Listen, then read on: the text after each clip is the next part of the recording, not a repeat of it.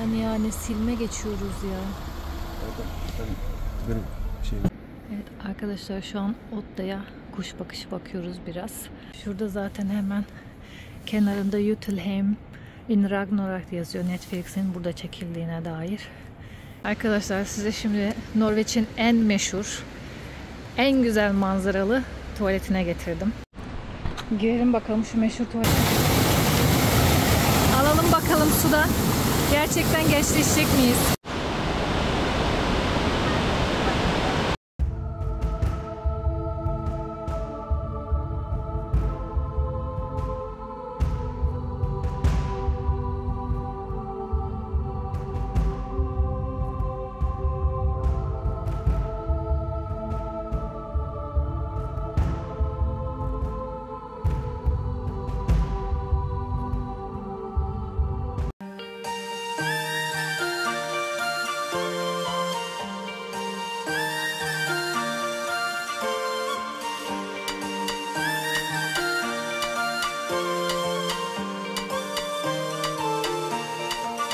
Arkadaşlar güneye doğru gezimize devam ediyoruz bugün de.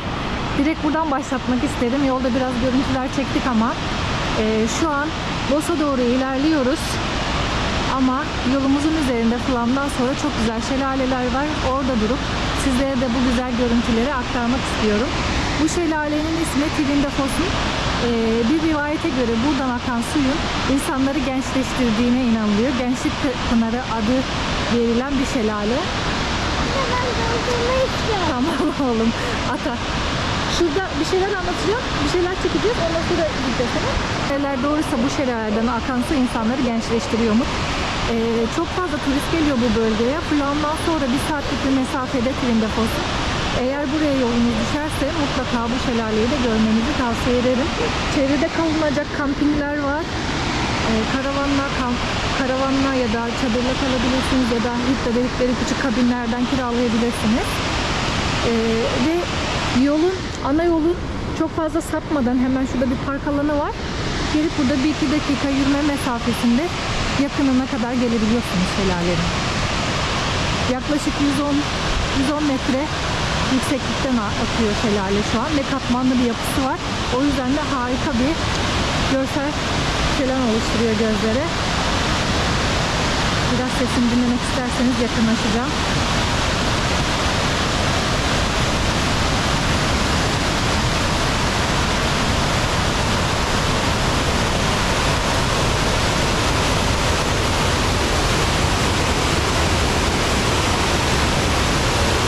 Eminim ki su buz gibidir.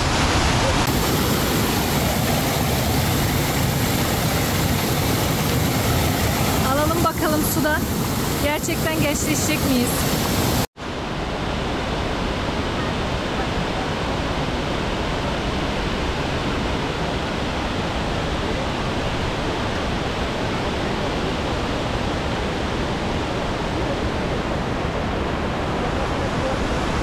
Yalnız buradan güzel kareler almak istiyorsanız erken saatte gelin. Suyun tadına mutlaka bakın, su efsaneydi. Bakalım bizi gençleştirecek mi? Saç dökülmesine falan da iyi geliyormuş rüyası. Yaşayıp göreceğiz. Buradan şimdi ayrılıyoruz. Voss'a doğru devam edecek yolumuz. Orada gördüğümüz güzellikleri sizler için çekmeye devam edeceğiz.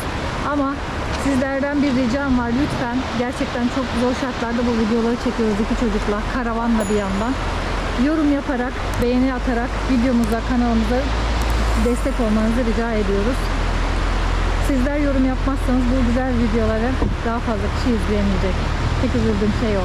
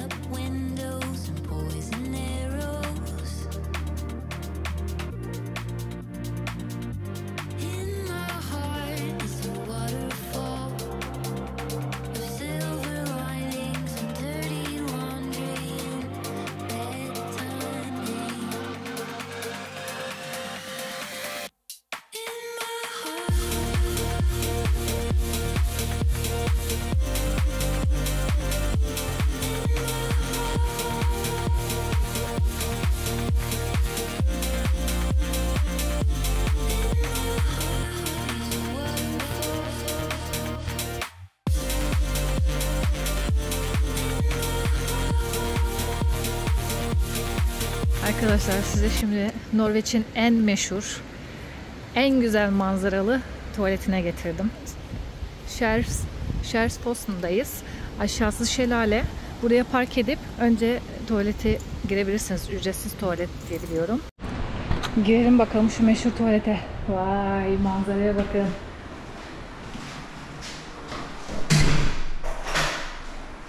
Böyle bir tuvalet. Cam komple yukarıya kadar görebiliyorsunuz manzarayı. Şelaleye doğru akıyor bu yön. Norveç'teki tuvaletlerde sıcak su ve ısıtma her zaman oluyor, yaz kış. Çok soğuk olduğu için kışları. Mutlaka her tuvaletten sıcak su akıyor. Genelde böyle oluyor tuvaletlerin içi ama burası ekstra daha dizayn edilmiş. Ve manzarası çok güzel. Turistlerin uğrak noktalarından biri. O yüzden buraya sizi getirmek istemiştim. Özel bir tasarımı var bu tuvaletin. Bayağı turistik bir yer. Hem şelaleyi görüp hem de burayı deneyimleyebilirsiniz. Nasıl buldunuz? En manzaralı tuvaleti, Norveç'in en manzaralı tuvaletini yorumlara yazın. Hadi gidip şelaleye bakalım şimdi. Arkadaşlar, Skjærpos'un özelliği 135 metreden düşüyor buradan aşağıya. Etrafında yürüyüş yolları var, gösteriyor. Patikalardan görebiliyorsunuz. Şurada bir yolu görebileceğiniz, yani yolunu görebileceğiniz bir alan var. Fazla yürüme mesafesi yok diyordu internette. Bakacağım. Şu an saat 14-16. Kaç dakikada yürüyeceğiz aşağıya. Şuradan direkt şelaleyi göremiyorsunuz ama başlangıç noktasını görebilirsiniz. Buradan aşağı atıyor. Tuvalet karşıdaki yapı. Manzarası da böyle. Aşağı doğru yürüyelim bakalım. Merdivenlerden buradan aşağı iniyorsunuz.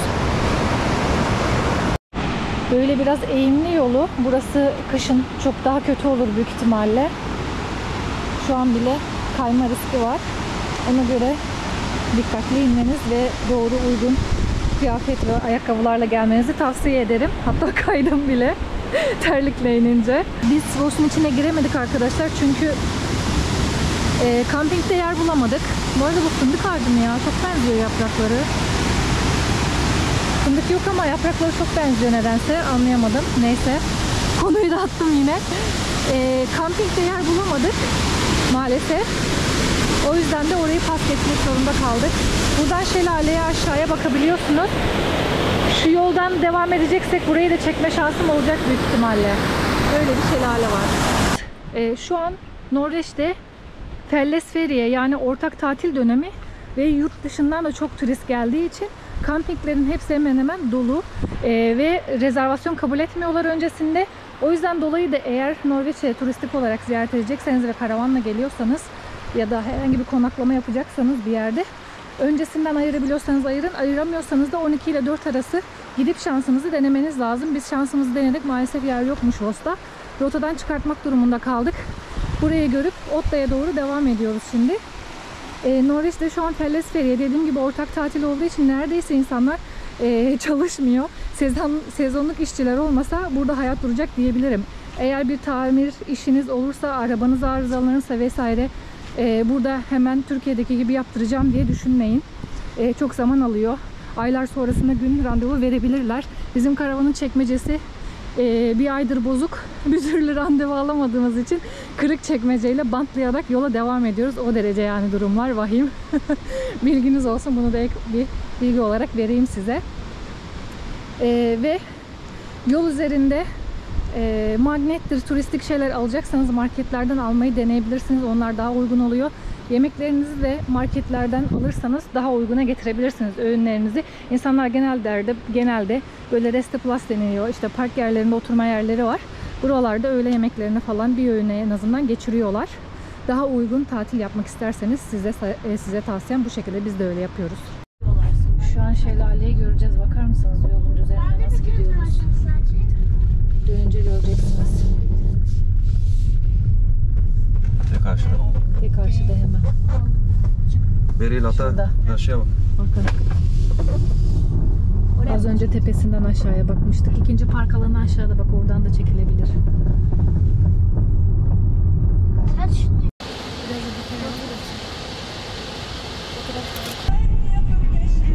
Tünele kavşak koymuşlar ya. Bin diyor, buradan şeye mi bağlanıyor acaba? Tünelden köprüye mi bağlanacağız? Köprüye bağlanacağız büyük ihtimalle. Çok enteresan.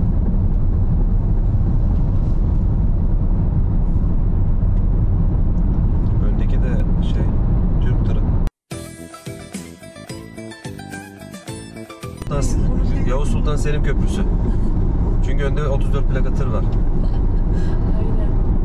Bir an Türkiye'ye gelmiş gibi oldu.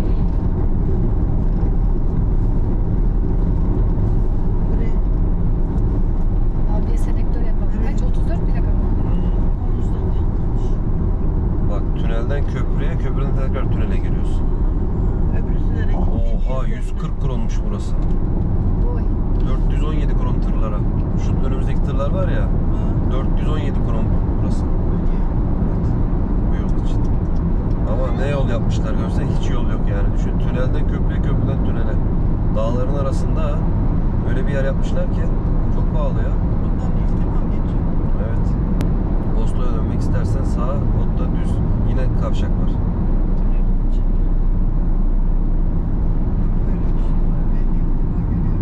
Aynen, bunlar Oslo'ya gidiyor. Onun önündeki de ikisi de Türk.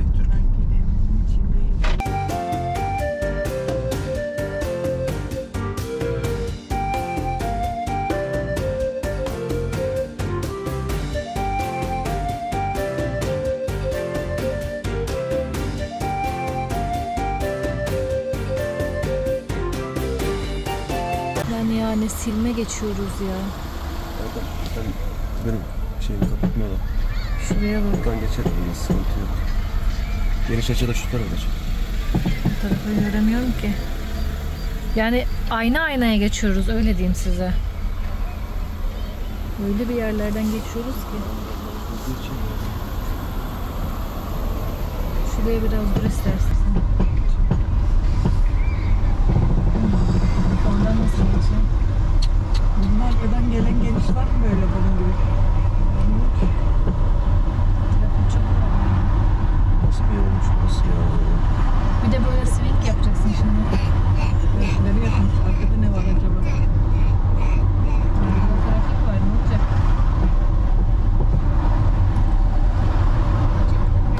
Nerelerden geçiyorlar? Az önce denk geldiğimiz karavan bizim kadar geniş değildi. Sıyırma geçtik ama o 2.10'du. Bizimki gibi 2.50 olsaydı imkanı yok yani. Bir elektrikli araba daha bak. O da çekiyor, karavan çekiyor.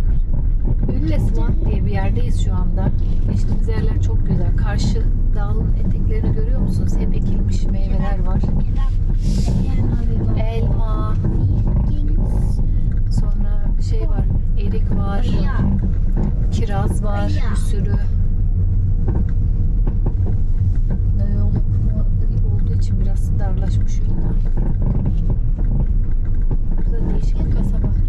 Çiçekleri görüyor musun? Her yer zaten çiçek dolu anne. Güllere bak, güllere. Nereye bakacağımızı şaşırdık. Her yer o kadar güzel ki.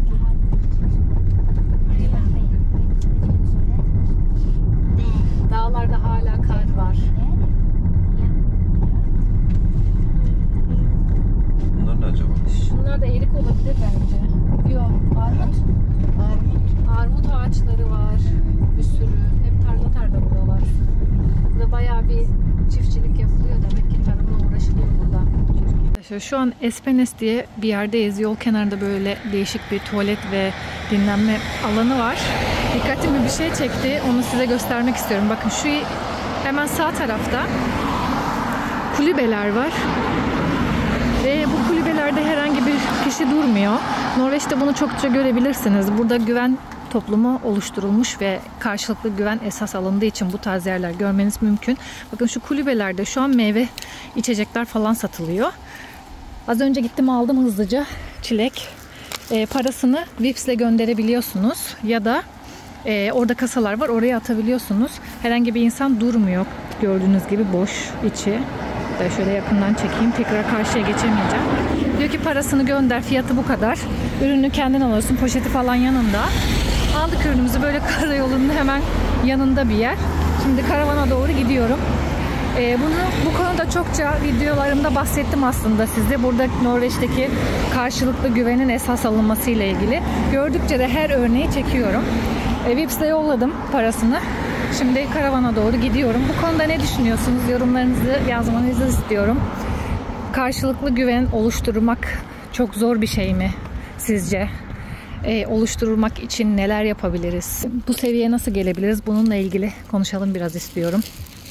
Tabii nüfusun etkisi elbette ki önemli ama burada kişinin beyanına esas alınan karşılıklı güveni zedilemeyecek bir şekilde bir şey oluşturulmuş. Karşılıklı güven ortamı. Çok beğeniyorum bunu. Her yerde belki olmayabilir. Her zaman söylüyorum. Ama olan yerlerde var. Keşke her yerde olsa. Kendin toplama alanları olan çiftlikler var. Self-pluk diye geçiyor. O çiftliklerden kendi çileğinizi kendiniz toplayabilirsiniz. Kiraz bahçeleri var. Bunları tabii internetten bakmanız lazım. Her yerde yok. Bazı çiftliklere kendiniz gidiyorsunuz. Çileğinizi, işte meyvenizi topluyorsunuz. Oradaki kasalara parasını bırakıyorsunuz. Ya da yine Vips'le ödeniyor. Ödeyip istediğiniz kadar, ne kadar topladıysanız parasını alıp evinize gidiyorsunuz. Yine orada da çok fazla eleman bulundurmuyorlar bildiğim kadarıyla. Daha önce gitmedim ama internetten gördüğüm kadarıyla öyleydi. Şu manzaranın güzelliğine bakar mısınız? Biz eğer denk gelirsek kendin topla alanlarına, bu çevrelerde nerede var bilmiyorum, yolumuzun üstünde, denk gelirsek onları da çekeceğim size. Norveç'te bir şeyler yaparken doğayı çok bozmamaya çalışıyorlar ellerinden geldiğince. Gerçek taşlardan burada dinlenme alanına böyle atmosfere de uygun olsun diye masa yapmışlar. Ya da çok sade yapıyorlar arkadaşlar. Manzarası da böyle buranın. Fjorda bakıyor komple. Burada gelip insanlar molalarını yapıyorlar. Yoldan geçenler. Biz de molamızı verdik. Şimdi devam ediyoruz. Arkadaşlar buraları demek ki bayağı bir güneş alıyor. Her tarafta elma ağaçları, erik ağaçları, kiraz ağaçları. Her yere ekmişler.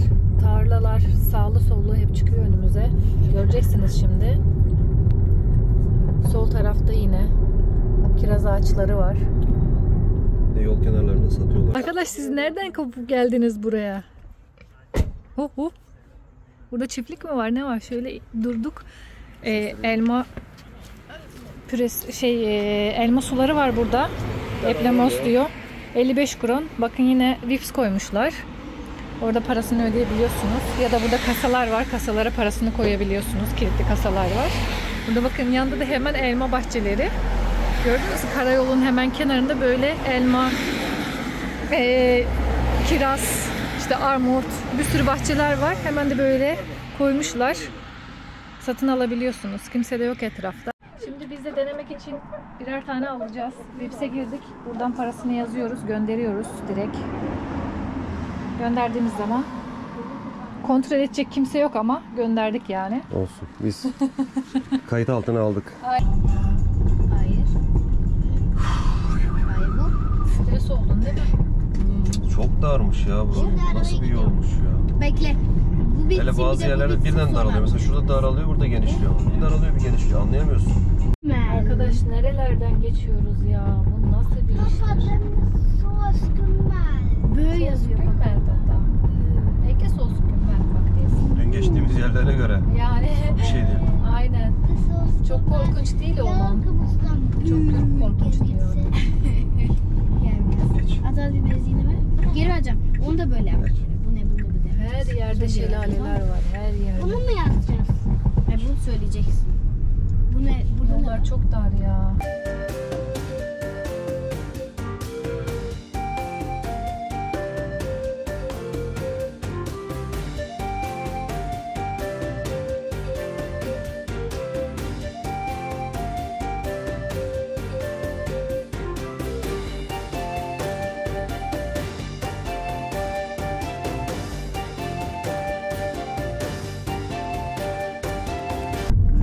Hadi görüşürüz oğlum.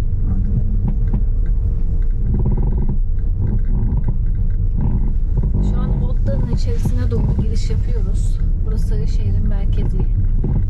Meşhur Ragnarok dizisinin çekildiği Otta'dayız şu an.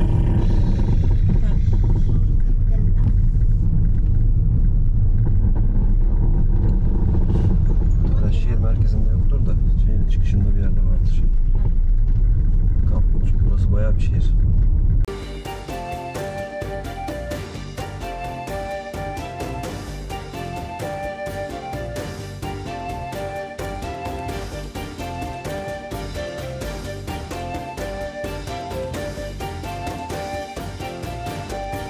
Arkadaşlar şu an Otta'nın tam şehir merkezindeyiz.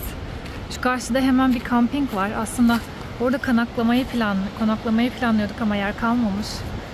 Şu an dediğim gibi yoğun dönemdeyiz. Burada karşıda hemen karavanla da kalabiliyorsunuz. Şöyle hitlere kiralayabiliyorsunuz.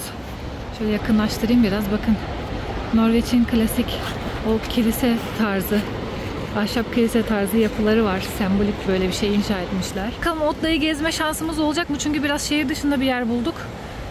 Kısmet olursa çekeceğim buraları. Biraz kasvetli bir havası var bu şehrin. Tam da Ragnarok dizisinin çekildiği o hissiyatı hissedebiliyorsunuz geldiğinizde. Böyle bir kasvetli bir hava var burada. Dağların aralarında evler yapılmış. Böyle kül tablasının içinde gibi bir yer burası. Böyle değişik, eski bir mistik bir havası var şehrin. İnşallah gezebiliriz. Hadi bakalım. Şimdi karavan yerleri dolmadan kendimize yeni bir yer bulmamız lazım. Arkadaşlar şu an Otta'ya kuş bakışı bakıyoruz biraz. Arkamda birazdan göreceğiniz yer Ragnarok dizisinde Jotunheim'in çekildiği bina, yani Jotunların evi. Orijinal hali bu. Normalde üst terasını farklı görüyorsunuz. O bilgisayarla oynanmış hali. Böyle beyaz bir ev aslında burası. Viking Haug diye geçiyor. Yani Viking tepesi ya da Viking köyü diye çevirebilirsiniz. Şöyle dağların arasında bir yer. Edda şehri, yani Otta. Burada şöyle size biraz daha yakından göstereceğim. Şurada zaten hemen kenarında Jotunheim in Ragnarok yazıyor. Netflix'in burada çekildiğine dair yazılar da var. Ragnarok dizisi aslında Edda, yani Otta şehrini anlatıyor.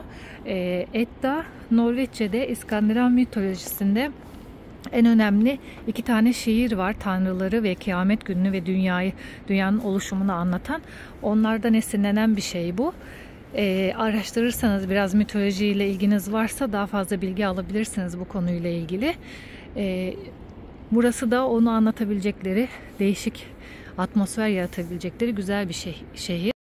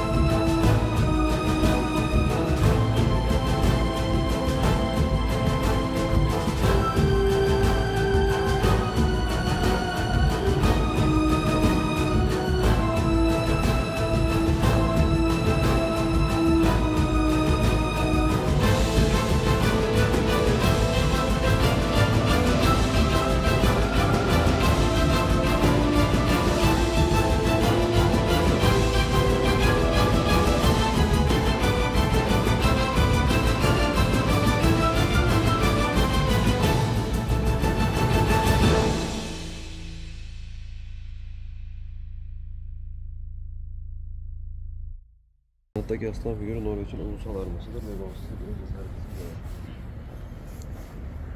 Karşıdaki anıt Otta şehri için savaşan halk için dikilmiş Onların anısına kilisenin bahçesinde duruyor. Şehir merkezini ancak gezebiliyoruz saat 22:40. Allah'tan hava kararmıyor da gündüz gözüyle çekim yapıyoruz dermişim.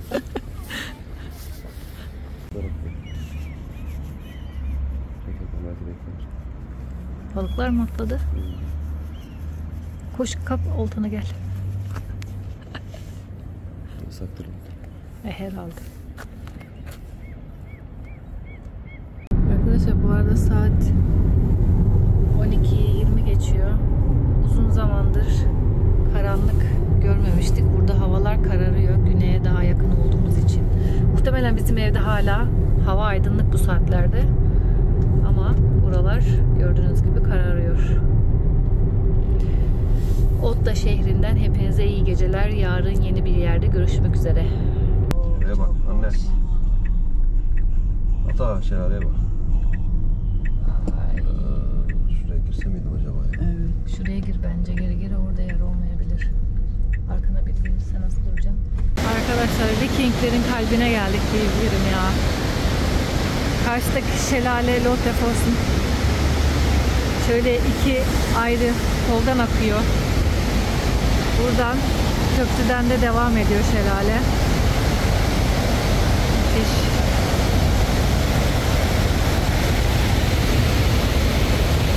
Şimdi drone kaldıracağız. Oradan daha iyi anlayacaksınız görüntünün mükemmelliğini. Yolcular hep etiket yapıştırmış buradan geçtiğine dair.